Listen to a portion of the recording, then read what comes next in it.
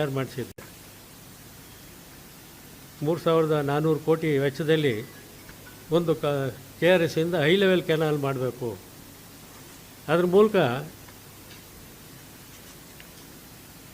ಮಾರ್ಕೋನಹಳ್ಳಿ ಜಲಾಶಯ, ಕಣ್ವ ಜಲಾಶಯ, ಮಂಗಳ ಜಲಾಶಯ ಮತ್ತು 550 ಕೆರೆಗಳಿಗೆ ನೀರು ತುಂಬಿಸುವಂಥದ್ದು, ಶಿಂಷಾ, ಅರ್ಕಾವತಿ, ಕಣ್ವ ನದಿ ಪಾತ್ರಗಳಿಗೆ ನೀರು ತುಂಬಿಸು 1.5 TMC ನೀರು ತುಂಬಿಸುವಂಥದ್ದು. ಇದು ಒಂದು ಬಾರಿ 30 ದಿವಸ ಮಳೆಗಾಲದಲ್ಲಿ 6 TMC ನೀರನ್ನು ತುಂಬಿಸ್ಬಿಟ್ರೆ,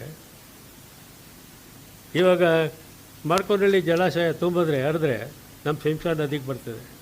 ನಮ್ಮ ಶಿಂಷಾ ನದಿ ಪಾತ್ರದಲ್ಲಿ ಸುಮಾರು 50 ಕೆರೆಗಳಿಗೆ ನೀರು ತುಂಬಿಸುವಂಥ ಲಿಫ್ಟ್ ಇರಿಗೇಷನ್ ಸಿಸ್ಟಮನ್ನು ನಾವು ಮಾಡಿದ್ವಿ. ಆ ಶಿಂಷಾ ನದಿಯಿಂದ ಕೆಳಭಾಗದಲ್ಲಿರ್ತಕ್ಕಂಥ ಎಲ್ಲ ಗ್ರಾಮಗಳ ಜನರ ಬದುಕು ಹಸನಾಗ್ತದೆ. ಕಣ್ವ ಜಲಾಶಯ ತುಂಬಿದ್ರೆ ಕಣ್ವ ಜಲಾಶಯದಿಂದ ಹೊರಬರುವಂಥ ನೀರು ನಮ್ಮ ಮದ್ದೂರು ತಾಲೂಕಿನಲ್ಲಿ ಚನ್ನಪಟ್ಟಣ ಬಾರ್ಡ್ನಲ್ಲಿರ್ತಕ್ಕಂಥ ಕೋಲೂರು ಅನ್ನೋ ಗ್ರಾಮದ ಮೂಲಕ, ಮತ್ತು ಇವಾಗ ಚಾಮುಂಡೇಶ್ವರಿ ಆಸ್ಪತ್ರೆ ಇಲ್ಲ, ಆಸ್ಪತ್ರೆ ಪಕ್ಕದಲ್ಲಿ ಒಂದು ದೊಡ್ಡ ಹಳ್ಳ ಬರ್ತದೆ. ಹಳ್ಳ ಬಂದರೆ ನಮ್ಮ ಮದ್ದೂರು ತಾಲೂಕಿನ 5-6 ಕೆರೆಗಳಿಗೆ ನೀರು ಸಲೀಸಾಗಿ ಅಲ್ಲಿಂದ ಬರ್ತಾಯಿತ್ತು, ಹಿಂದೆ ಬರ್ತಾಯಿತ್ತು, ಇವಾಗ ಕಡಿಮೆ ಆಗಿದೆ.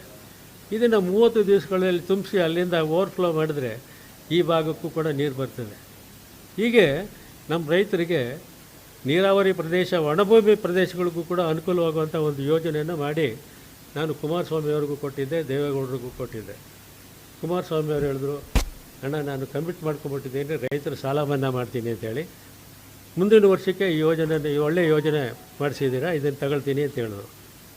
ದೇವೇಗೌಡರಿಗೂ ಒಂದು ಪ್ರತಿ ಕೊಟ್ಟು ನೀವು ಕೂಡ ಕುಮಾರಸ್ವಾಮಿಯವ್ರಿಗೆ ಮಾತಾಡಬೇಕು. ಇದು ಯಾವುದೇ ಕಾರಣಕ್ಕೆ ರೈತರಿಗೆ 4-5 ತಾಲೂಕುಗಳಿಗೆ, ಪಾಂಡವಪುರ, ಮಂಡ್ಯ, ಮದ್ದೂರು, ತುಮಕೂರು ಜಿಲ್ಲೆಯಲ್ಲಿ ಕುಣಿಗಲ್ ತಾಲೂಕು, ಚನ್ನಪಟ್ಟಣ, ರಾಮನಗರ, ಇಷ್ಟು ತಾಲೂಕುಗಳಿಗೆ ಅನುಕೂಲವಾಗುವಂಥ ಇದೊಂದು ಯೋಜನೆ, ರೈತರಿಗೆ ಅನುಕೂಲವಾಗುವಂಥ ಯೋಜನೆ ಇದು ಮಾಡಬೇಕು ಅಂತೇಳಿ ಮಾಡಿದ್ದೆ. ಇದನ್ನು ಮಾಡಿಸಿ ಶಾಸಕರೇ, ಇವಾಗೆಲ್ಲ ಬಡಾಯಿ ಕೊಡ್ತಾ ಇದ್ದೀರಲ್ಲ, ನಾನು ಮಾಡ್ತಾಯಿದ್ದೀನಿ ಅಂತ. ನಾನು ಮೊನ್ನೆ ಹೇಳಿದ್ದು ನಿಜ, ದುರಹಂಕಾರ ಪಡಬೇಡಿ ಅಂತ, ದುರಹಂಕಾರಿ ಅಂತ ಹೇಳಿದ್ದು. ಯಾತಕ್ಕೆ ಹೇಳಿದೆ ದುರಹಂಕಾರಿ ಅಂತ ಹೇಳಿದೆ? ಮತ ಕೊಟ್ಟ ಮತದಾರನೇ ನಮಗೆ ರಾಜಕಾರಣಿಗಳಿಗೆ ಪ್ರಭು. ಅವರನ್ನು ಗೌರವಿಸಬೇಕಾದದ್ದು, ಅವರಿಗೆ ತಲೆಬಾಗಬೇಕಾದಂಥದ್ದು ನಮ್ಮ ರಾಜಕಾರಣಿಗಳ ಕರ್ತವ್ಯ. ಓಟ್ಗೋಸ್ಕರ ಹೋದ್ರೆ ಕಾಲಕ್ಕೆ ಕೈ ಹಾಕ್ತೀವಿ, ನಮಸ್ಕಾರ ಮಾಡ್ತೀವಿ, ಇದು ಮಾಡ್ತೀವಿ. ಅನಂತರ ಅಹಂಕಾರ ಮಾಡಿದ್ರೆ ದಣ ಮಾಡ್ತಾಯಿದ್ದಾರೆ. ಅವ್ರ ಹತ್ರ ನಾನೇ ಯಾಕೆ ಹೋಗ್ಬೇಕು, ಅವರೇ ಬರಲಿ ನನ್ನ ಹತ್ರ ಅಂದರೆ ಹೇಗೆ? ಅವ್ರ ಹತ್ರ ಆ ಕ್ಷೇತ್ರದ ಪ್ರತಿನಿಧಿಯಾಗಿ ಹೋಗಬೇಕು. ನಿಮ್ಮ ಕಷ್ಟ ಏನು, ನೀವು ಯಾಕೆ ಮಾಡ್ತಾಯಿದ್ದೀರಿ, ನಿಮ್ಮ ಸಮಸ್ಯೆ ಏನು ಅಂತ ಕೇಳಿದರೆ ಇವ್ರ ಗಂಟೇನು ಹೋಗ್ತಾಯಿತ್ತು.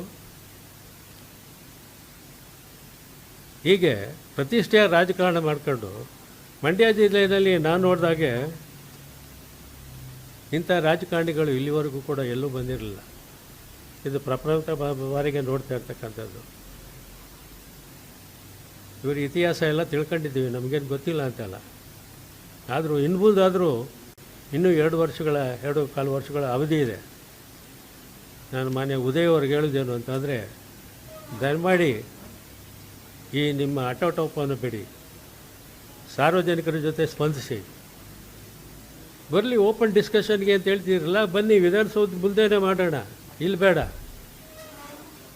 ಇಲ್ಲ ನಮ್ಮ ಮಂಡ್ಯ ಜಿಲ್ಲೆ ಪತ್ರಕರ್ತರ ಸಮ್ಮುಖದಲ್ಲೇ ಮಾಡೋಣ, ಓಪನ್ ಡಿಸ್ಕಷನ್ ಮಾಡೋಣ.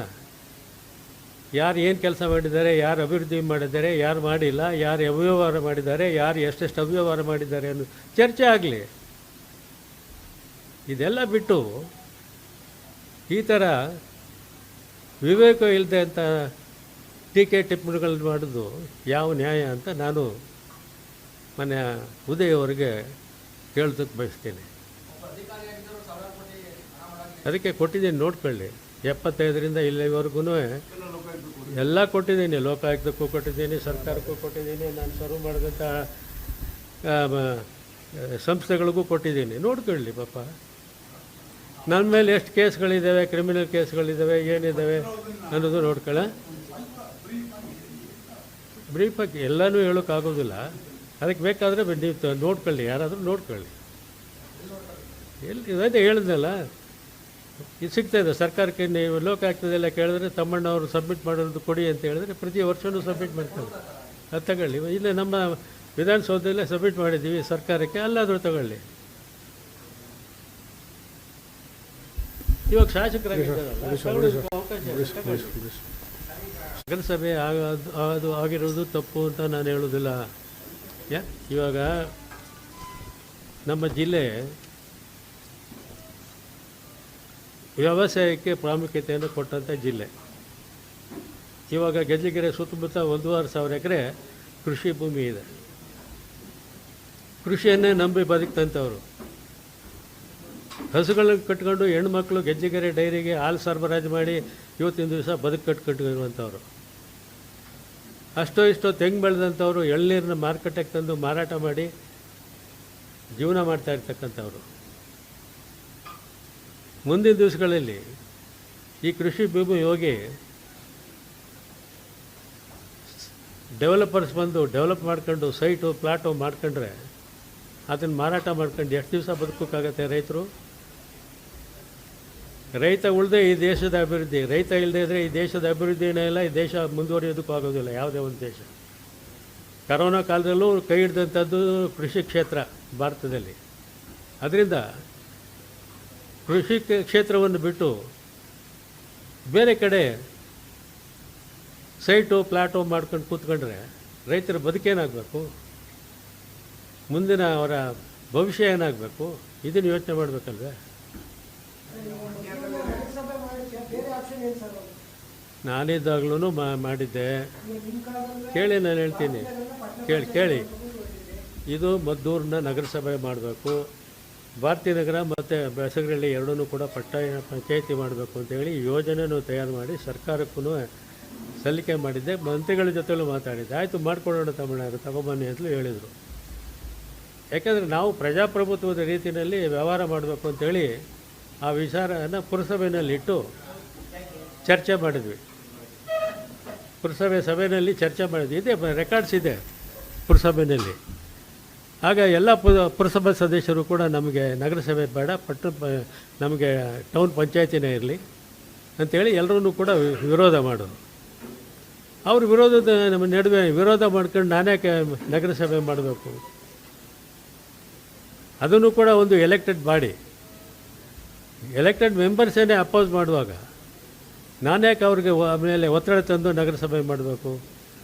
ಆಮೇಲೆ ಪಟ್ಟಣ ಪಂಚಾಯಿತಿ ಮಾಡೋದ್ರ ಬಗ್ಗೆ ನಾನು ಅಲ್ಲಿ ಗ್ರಾಮ ಸಭೆಯಲ್ಲಿ ಇದರಲ್ಲಿ ಎಲ್ಲ ಡಿಸ್ಕಸ್ ಮಾಡಿದೆ. ಅವ್ರು ಹೇಳಿದ್ರು, ನಮಗೆ ಗ್ರಾಮೀಣ ಪ್ರದೇಶದಲ್ಲಿ ಗ್ರಾಮೀಣಾಭಿವೃದ್ಧಿ ಇಲಾಖೆಯಿಂದ ನಮಗೆ ಸಾಕಷ್ಟು ಸವಲತ್ತುಗಳು ವ್ಯವಸಾಯಕ್ಕೆ, ಆಮೇಲೆ ನಮ್ಮ ರಸ್ತೆ ಅನುಕೂಲ, ಗದ್ದೆ ರಸ್ತೆಗಳು, ಬಯಲು ರಸ್ತೆಗಳನ್ನ ಮಾಡ್ಕೊಳ್ಳೋದಕ್ಕೆ, ಕೊಟ್ಟಿಗೆಗಳನ್ನ ಮಾಡ್ಕೊಳ್ಳೋದಕ್ಕೆ ಇನ್ನೂ ಅನೇಕ ಸೌಲಭ್ಯಗಳಿದೆ. ಇದು ಪಟ್ಟಣಕ್ಕೆ ಸೇರೋದ್ರೆ ನಮಗೆ ರೂರಲ್ ಕೋಟ ತಪ್ಪೋಗುತ್ತೆ ನಮ್ಮ ಮಕ್ಕಳಿಗೆ.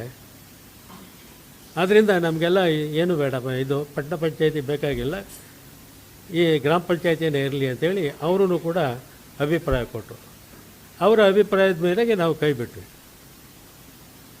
ಅದಕ್ಕೆ ಇವಾಗ ಹೇಳ್ತಾರೆ, ಅವ್ರಿಗೆ ಸ್ಯಾಂಕ್ಷನ್ ಮಾಡಿಸೋ ಯೋಗ್ಯತೆ ಇರಲಿಲ್ಲ, ಮಾಡಿಸ್ಲಿಲ್ಲ. ಪಾಪ ಇವರೊಬ್ರಿಗೇನೆ ಇರೋದು, ಇನ್ಯಾರಿಗೂ ನಮಗೇನು ಯೋಗ್ಯತೆಯೇ ಇಲ್ಲ.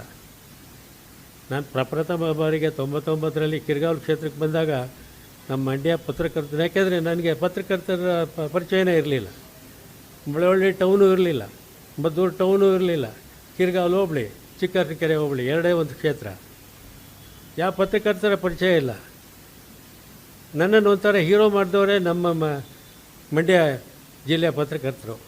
ಯಾಕೆಂದರೆ ನಾನು ಮಾಡ್ತಾಯಿದ್ದಂಥ ಕೆಲಸಗಳನ್ನು ನೋಡಿ ಒಬ್ಬ ಅಧಿಕಾರಿಗೆ ಇದ್ದವನು ಬಂದು ಎಷ್ಟೊಂದು ಕೆಲಸ ಮಾಡ್ತಾಯಿದ್ದಾನೆ, ಉಳಿದ ಶಾಸಕರು ಏನು ಮಾಡ್ತಾಯಿದ್ದಾರೆ ಅಂತ ಹೇಳಿ ಬರೆದು ಎಲ್ಲರಲ್ಲೂ ಕೂಡ ಸ್ಪರ್ಧೆ ಬರುವಾಗ ಮಾಡಿದವು ಅಂತವರು ನಮ್ಮ ಮಂಡ್ಯ ಜಿಲ್ಲೆ ಪತ್ರಕರ್ತರು.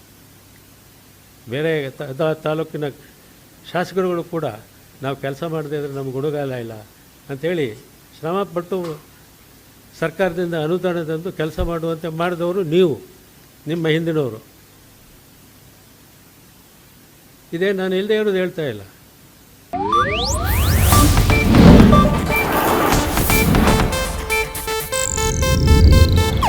ಇದು ಏಷ್ಯಾನೆಟ್ ನ್ಯೂಸ್ ನೆಟ್ವರ್ಕ್ ಪ್ರಸ್ತುತಿ.